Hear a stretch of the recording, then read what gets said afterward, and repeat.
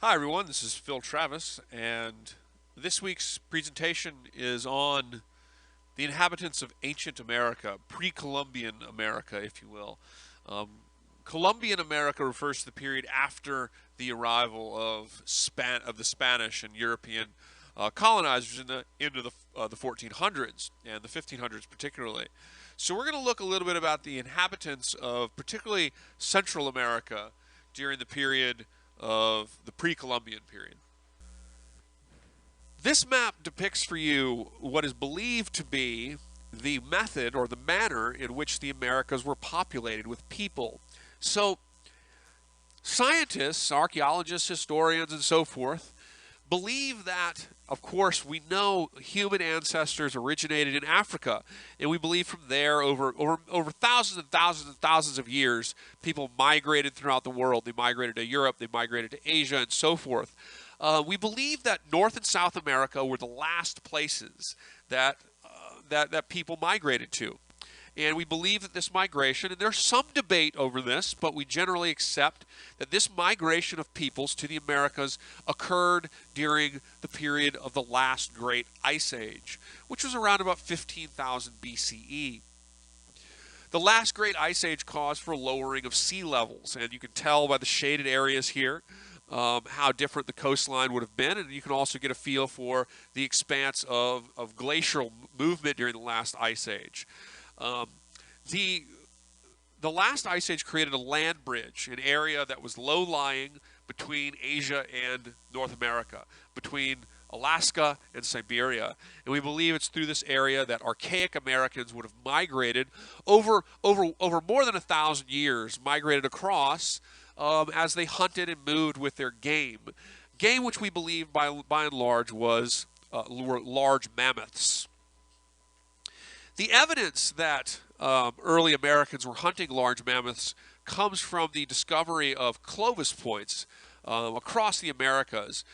These Clovis points are spear points, and they're evidence of the fact that native people during the Archaic period would have foraged on large mammoths, large animals that would have roamed the land at this time, now extinct, of course. This discovery of what are called Folsom points, discovered by George Majunkin in 1927, depicts the movement of people from the hunting of large game like mammoths to the hunting of smaller animals. These are arrow points. They're much smaller, and they depict a movement away from the large kind of spear hunting. The discovery of Folsom points was a very significant discovery. It is in New Mexico in 1927, and it lends credence to the idea that Americans that the Americas were the last major place populated by humans, and it also is evidence of a transition in their way of life from hunting of mammoths and large game with large spears to the hunting of smaller game with points such as these.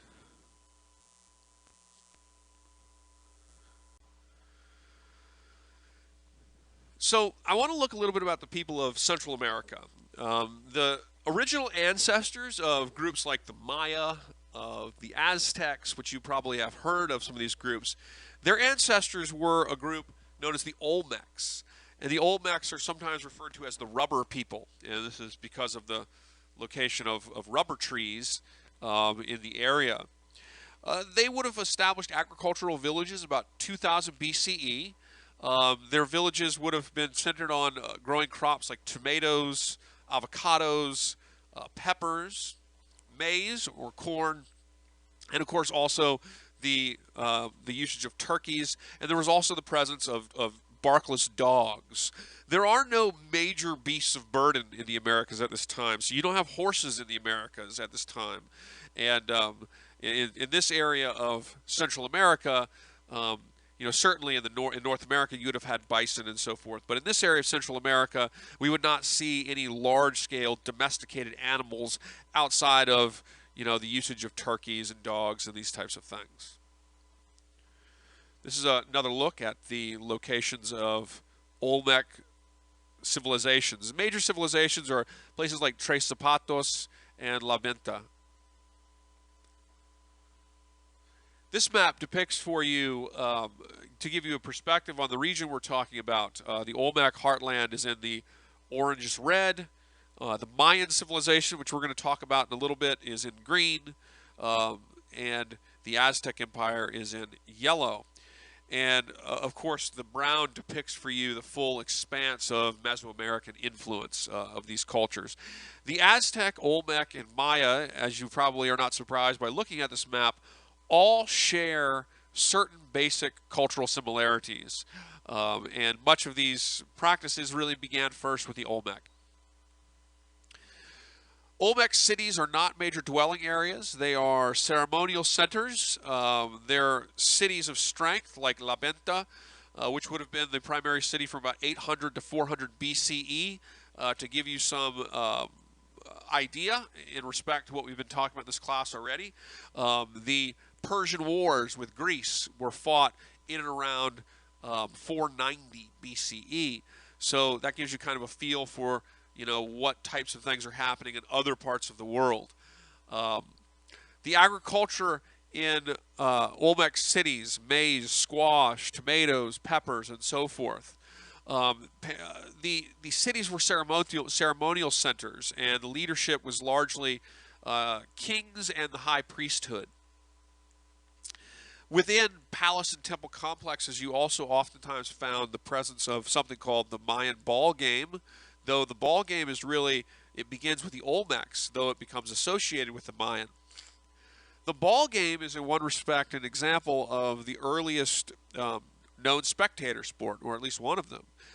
In the ball game, the players would have, it's a hard rubber ball, very hard, that the players had to knock through a circular ring, a goal, if you will, using any part of their body except their hands. And it was a hard game, and people, the ball was heavy, and you could actually hurt yourself hitting the ball incorrectly. There were professional players, but there were also many players who were forced to play because they were compelled to play. They maybe were captives in war, or maybe they were tribute from a neighboring tribe that was demanded to provide tribute to the Olmec cities and the Olmec, kings and priests. And in this respect, the ball games were at times games that were played to the death, meaning that the losers were offered as human sacrifice to the gods. I'll show you some ball courts momentarily. The Olmec people are also associated with these large stone heads. This is a indicative artifact of Olmec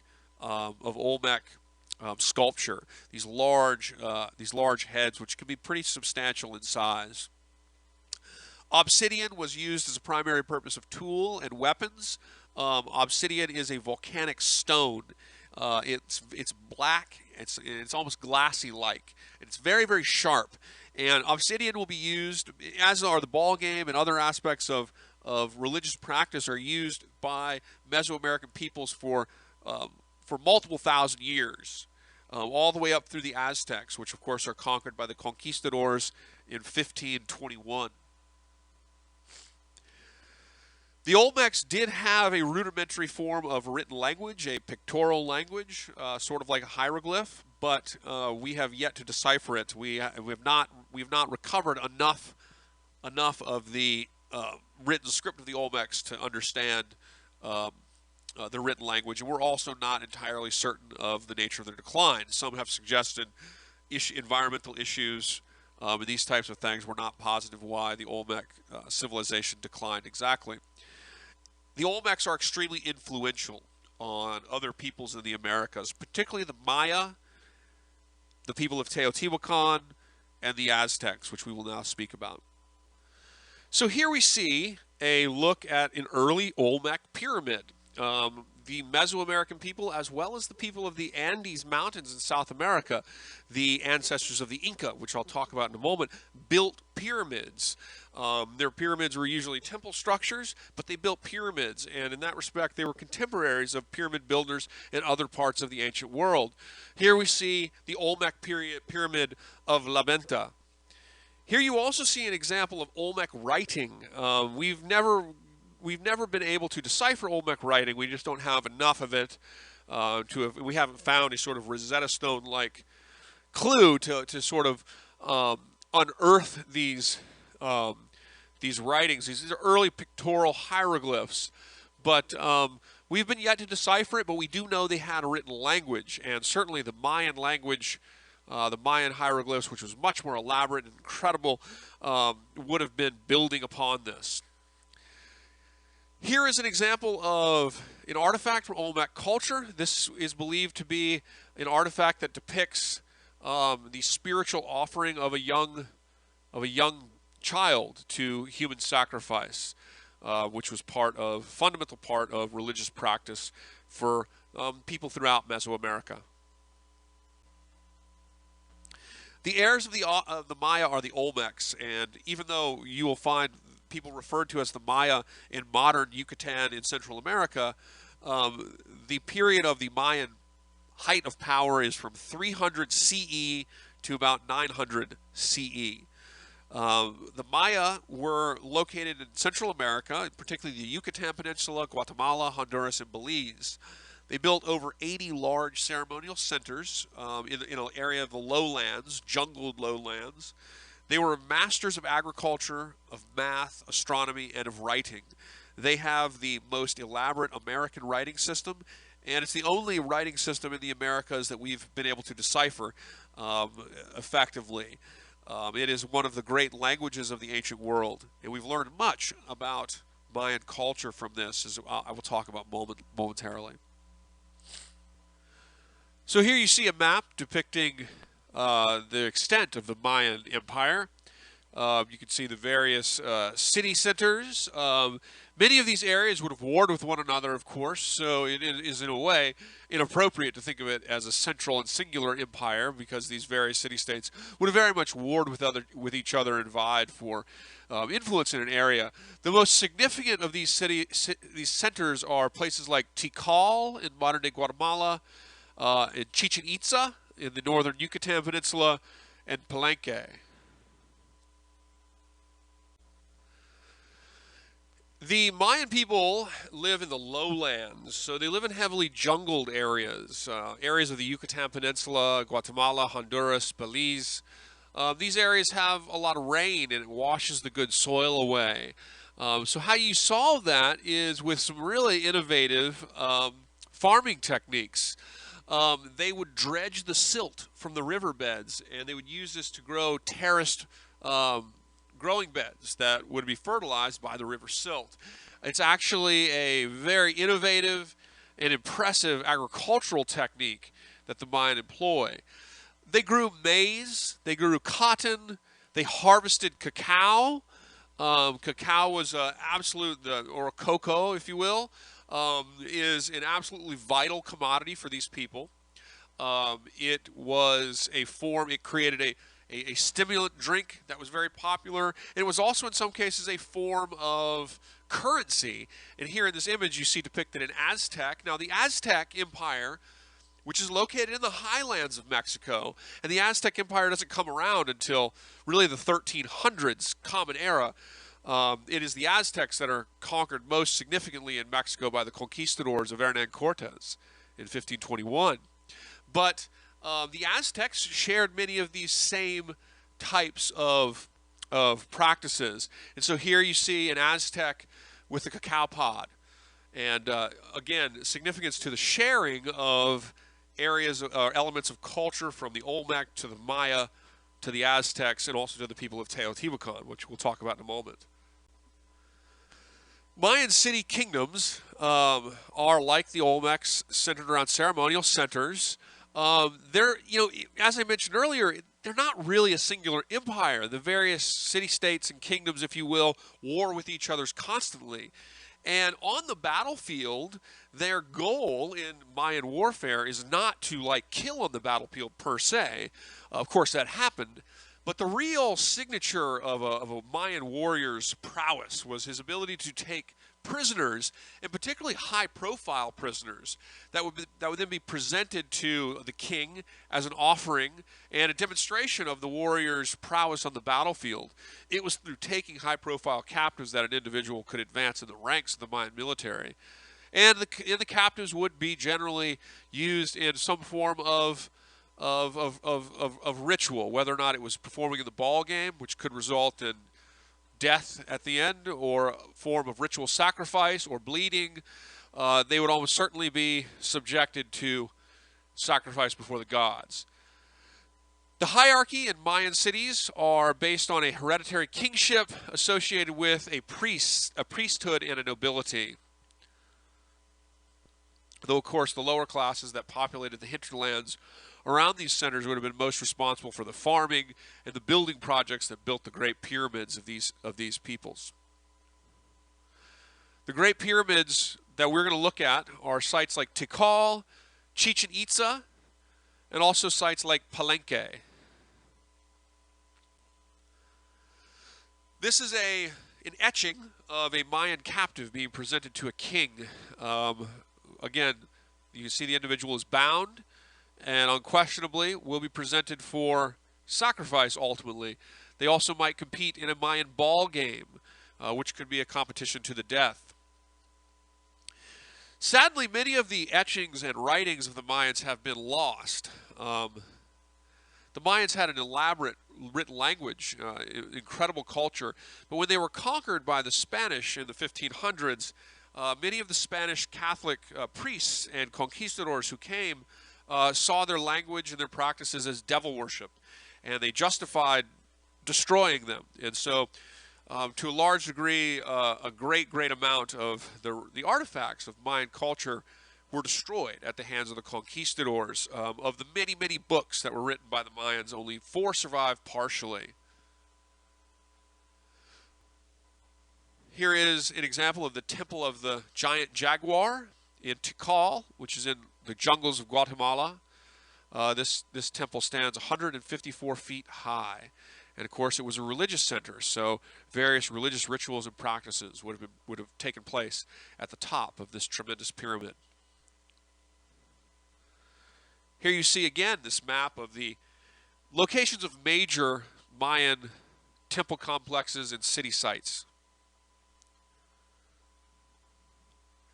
Here's another view from Tikal. You can see the scope of this ancient site of civilization.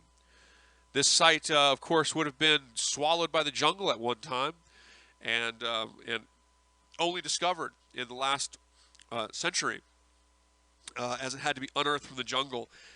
Interestingly, we still are discovering new areas in Mesoamerica. Only in 2015, they discovered a whole brand new city site in Honduras that's believed to be peoples unassociated with the Mayan, or not Mayan, shall we say.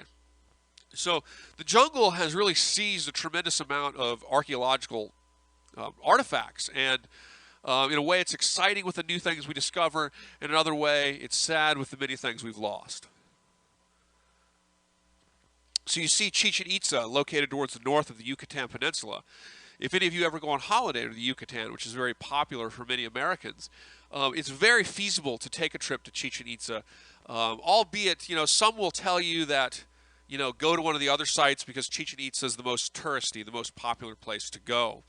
And it's Chichen Itza that is associated with this, perhaps the most iconic of all American pyramids. It's a Mayan pyramid, one of the greatest temple sites of the Maya.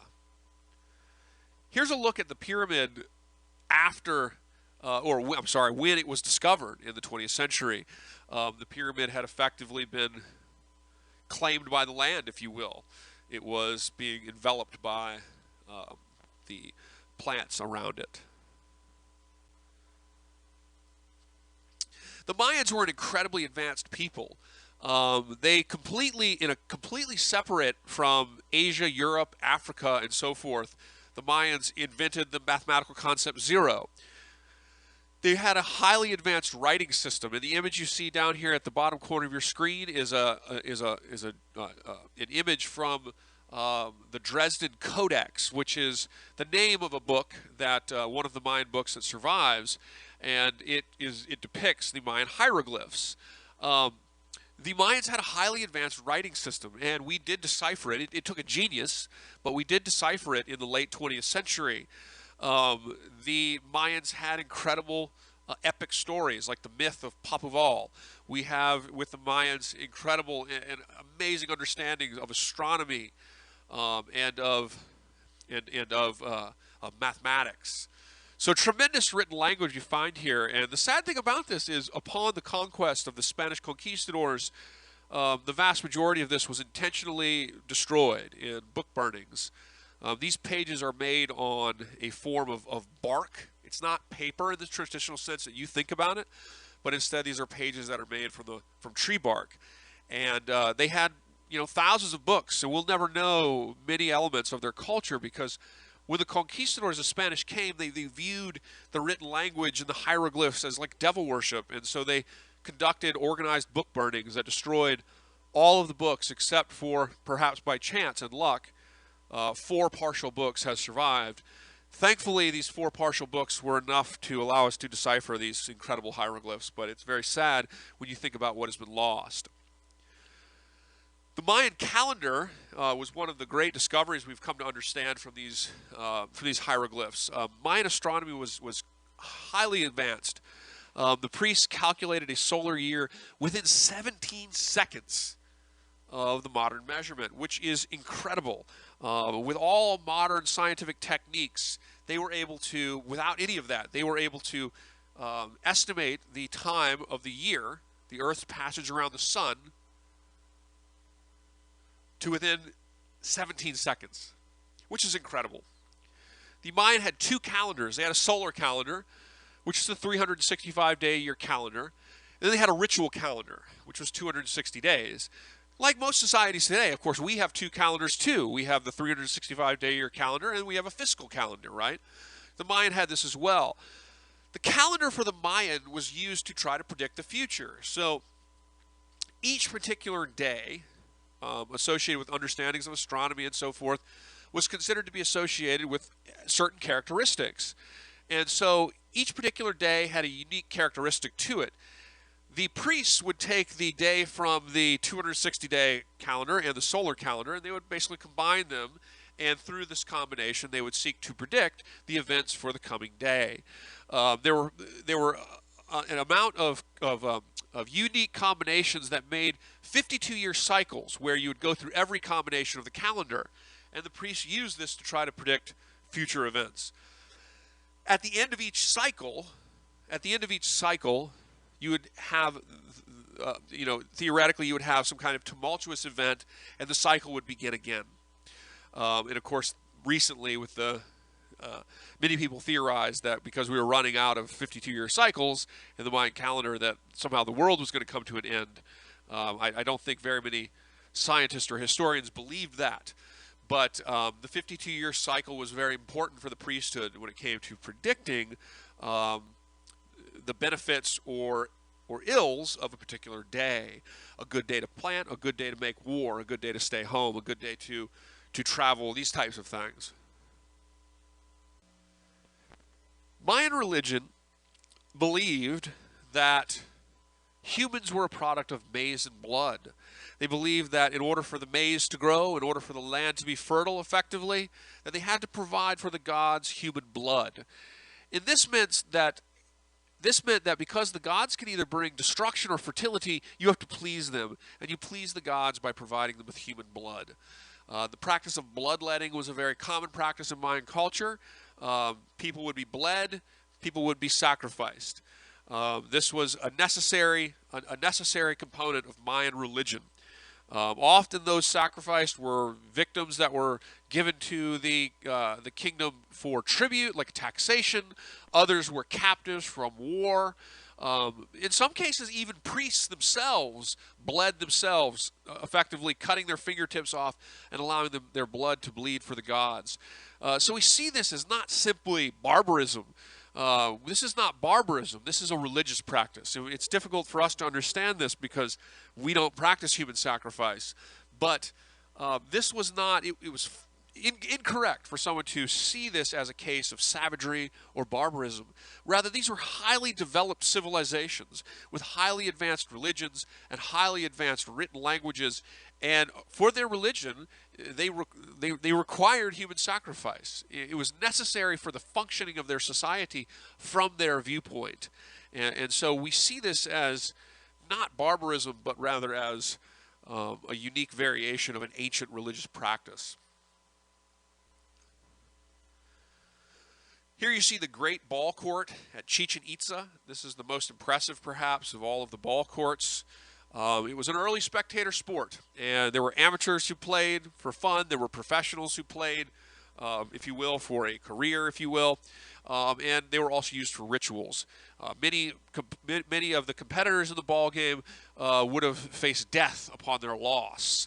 And so, if you were a captive warrior, you very well might be made to play in this sporting event, and you very well might find the sidelines of the field lined with human skulls, which would signify what happened if you lost. Another look at the great ball court.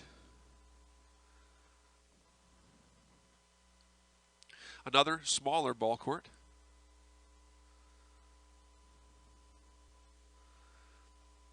I now want to take a look at Teotihuacan. If you look at this map depicts for you the major civilizations of Mesoamerica. You have, of course, the Olmec civilization, which is not represented down here, but would have been between the light green, the dark green, and the purple down there on the Gulf of Mexico. You have the Mayan civilization in the dark green. You have the Aztec civilization in the purple. And then we have the civilization of Teotihuacan, and then after it, the Toltecs, which were in the kind of lighter yellow. The civilization of Teotihuacan was very unique. The city site of Teotihuacan is located northeast of Mexico City, and it's probably the most impressive of all of the ancient pyramid sites in the Americas. It was a city of one time at 200,000 people, and it is one of the sites to go see some of the most impressive pyramids, not only in the Americas, but in the world.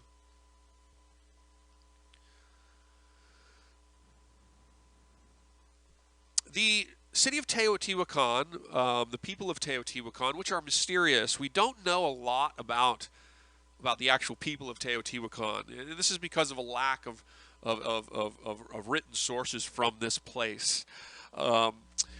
It's located in the highlands of central Mexico. It's very high. It's located on a site that used to be the center of several large interconnected lakes, like Lake Texococo. Now, sadly, most of these lakes in the central areas of the highlands are now gone because humans have built cities and drained the lakes, tragically. The largest city of Mesoamerica was Teotihuacan. At its height, a city of 200,000 people with bustling markets, apartment complexes, temple complexes, and palaces. They were influenced by the Olmecs and the Maya. They practiced the Mayan calendar. They played the ball game. They would have undoubtedly participated in a similar written language as well. Though we have limited archaeological sources from this site. It wasn't a militaristic site, famous instead for its entrepreneurism. Orange pottery and obsidian works made in this site were distributed throughout the ancient world in Mesoamerica. The city collapsed sometime in 800 CE, and we're not exactly positive why, but it resulted in a mass destruction of books and the defacing of monument inscriptions. And some have believed that it wasn't a conquest, but rather some kind of internal rebellion, but we're not certain exactly why. Here is the most impressive pyramid, arguably in the Americas, the Pyramid of the Sun at Teotihuacan. Teotihuacan is known for the Pyramid of the Sun and the Pyramid of the Moon, which together represent perhaps the two most impressive pyramid structures located in Mesoamerica, and indeed vying for most impressive globally. Here's a view from the Pyramid of the Sun. On your left is the Pyramid of the Moon. Another look at the Pyramid of the Sun. These were temples. These were religious centers. The Pyramid of the Sun is highly impressive. It is not as tall as the Great Pyramid of Giza, but the footprint of this pyramid is almost as large as the Great Pyramid of Giza. So in many respects, this pyramid is just as impressive as the Great Pyramid of the Giza Plateau. I also want to talk about ancient Andean society briefly. So I'll go ahead and put this up here for you. Um, the Andes Mountains in South America was home to another prosperous and long existing civilization, the Andean people's civilization, of which there were a number of different groups. I am certain that every single one of you has probably heard of the Inca. Of course, the Inca were actually the offspring of a long history of Andean people. The Inca Empire itself only existed really from about 1300 till its conquest in 1532 BCE. The Inca Empire, as well as Machu Picchu, are comparatively, when compared with the long history of Andean civilization in the Americas, quite recent. Um, though it should be noted that the Inca shared many of the same practices that their ancestors had for many years high in the mountains of the Andes in South America, modern countries of Peru and Bolivia particularly. The Inca also, if I may make one more comment about this more recent people, a contemporary of the late Middle Ages in Europe, the Inca actually had an empire that was larger in terms of territory than the Roman Empire at its height. And they built impressive road systems, even through some of the most rugged mountain area that one could imagine. So highly impressive people here.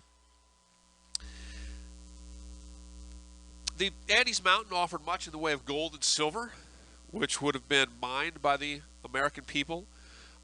They dealt with oftentimes an arid environment, and as a result of this, they developed a number of innovative farming techniques themselves.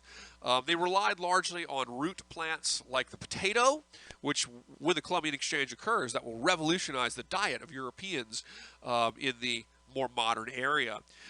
They farmed cotton, and they also fermented a maize beer, an alcoholic beverage that would have been consumed by the people in the Andes. And they have found artifacts that depict nothing less than an Inca man drunk with two women helping him to keep from falling down.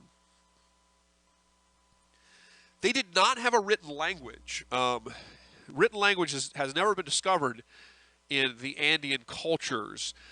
They did have methods of administration, something called the quipo, which I'll show you an image of in just a moment. But we're pretty positive, at least we've never discovered any evidence of a formal written language. But nonetheless, this did not prevent them from forming an incredibly elaborate empire with incredible building structures. On this map, you see depicted two of the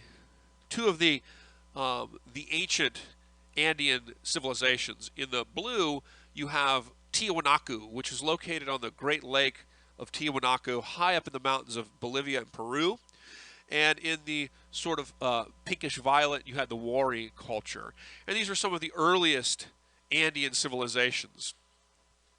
Interestingly, the earliest known Andean civilization would be the Corral culture, which dominated a small area in Peru from about 2600 BCE to 2000 BCE. Now, this is where things get interesting. One, Corral culture built pyramids, and the ancestors of the Inca, like the Inca too, actually mummified people. And there's evidence of people being mummified in Andean culture as far back as 6,000 years ago. And some have suggested that the practice of mummification may have begun before it began in Egypt, though it's very, very, very difficult to verify that. You're looking here at a ruin site of a Andean American pyramid. This is a pyramid site, signifier of Corral culture.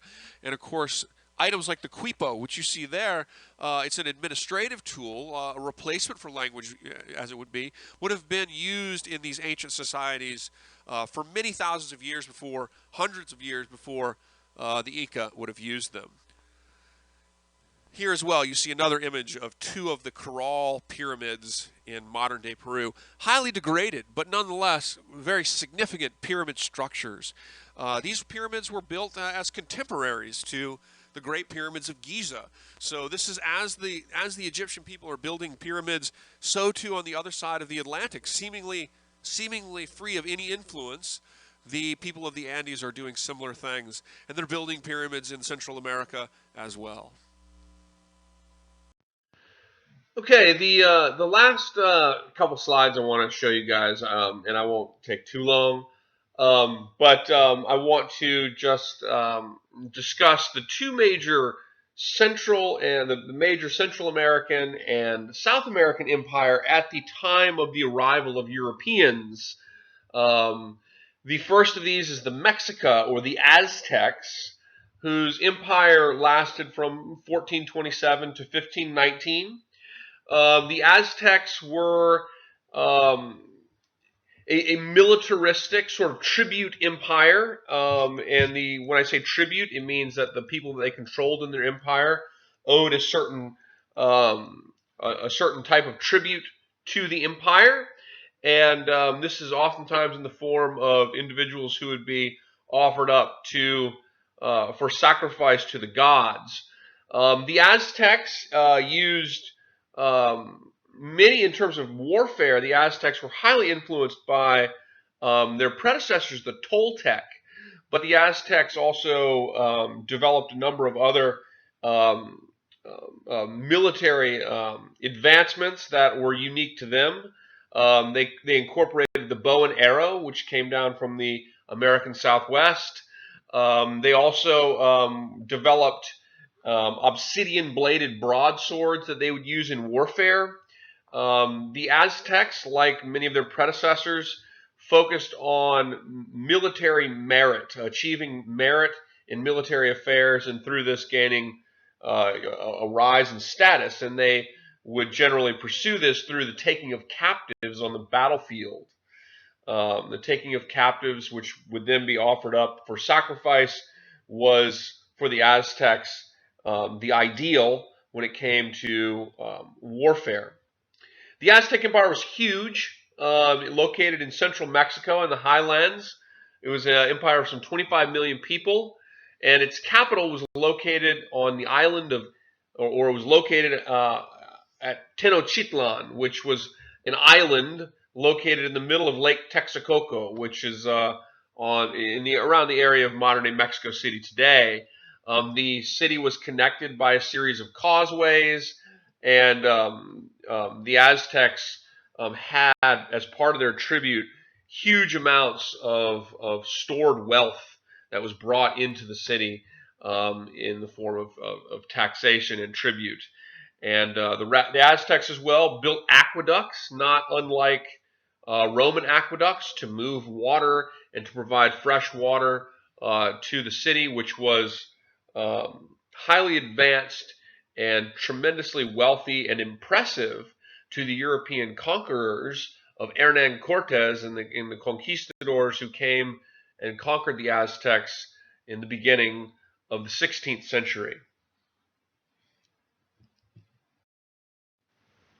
The Inca Empire is the other kind of contemporary of Europeans, the other empire that I wanted to mention. And of course, the Inca, like the Aztecs, were empires and peoples that were built on the legacy of their predecessors. The Inca Empire had a relatively similar date and had a similar consequence or a similar fate. The Inca Empire fell to the hands of the Spanish conquistadors. In the case of the Inca, centered in modern day Peru and Bolivia, it was Francisco Pizarro who conquered the last monarch and his people, King Atahualpa. The Inca Empire was a huge empire, and it was highly impressive for how the Inca administered this empire without a written language either. The Inca Empire, in fact, controlled more geographic territory than did the Roman Empire at its height.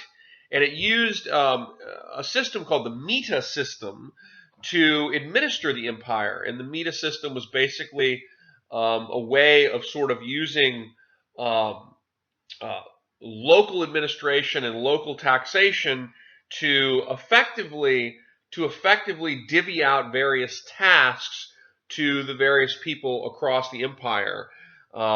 Farming, mining, road construction, taxes, and so forth would be divvied out to different parts of the empire, and all these empires would have their own sort of administrative um, um, duties and I suppose You might say they would all have their sort of local administrative center where um, where farm goods would be housed, taxes would be housed, and so forth. And it's the Mita system, and it was a fundamentally important system when it came to the ability of the Inca to administer their empire without having to like take all of the tribute, all of the taxes from all of these far-flung areas of this empire and bring them to a center place. And the center, the capital was Cusco, which on this map is the sort of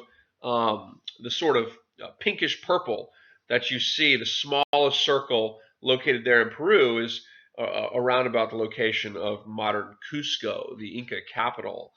So the Mita system helped to facilitate the administration of this huge, far-flung empire, and an empire, by the way, that was located high up in the mountains. Cusco is up at some 12,000 feet almost, and so it's an impressive empire. And administering it was one of the most impressive accomplishments of all of the American empires. This map here, you see all these little lines depict for you the Inca road system. The Inca built an incredible array of roads. Most of the roads were very narrow, and many of them traversed incredibly dangerous cliff areas. They were also designed primarily for the movement of troops, soldiers, and administrative officials. But the roads, as well as runners, they used runners to move um, all kinds of things, not just information. In fact, runners, it was said, could move fresh fish from the coast all the way up to the capital at Cusco, which was over 200 miles. And these people would have used these road systems. Every 15 miles on the Inca Road, there would be what we would consider like the equivalent of an inn that would be there to house troops and runners and administrative officials after a long day's journey on the road. The Inca Empire was very much built on the sort of the past influence of the Wari culture and of course, Tiwanaku. Lake Titicaca was a central sort of component of this kingdom, of this empire, as were sites like Machu Picchu. Machu Picchu, we think, was a ceremonial center, almost like a resort place for the wealthy of Cusco to go and to resort in. But we're not 100% positive on the purpose of the ancient city of Machu Picchu, again located high in the Andes Mountains. There's no written language, and so we learn about the Inca like their predecessors, but we particularly learn about the Inca from archaeology and anthropology. We also learn about the Inca from Spanish writings, though those can be very problematic, of course, because the Spanish wrote from their own particular perspective. And so it's difficult. I mentioned the Quipo in an earlier slide, so I'm not going to go back over that again. But it's difficult for us to understand a lot about Inca culture, though we do understand quite a bit. We know that they drank a maize beer. We found artifacts that testify to that. They practiced ritual mummification, and they venerated their ancestors through this practice of mummification. We also know that that they were incredible builders, and that they built this tremendous road system, and they built incredible monuments and cities and fortresses as well. And the empire was again quite massive in size and in population number.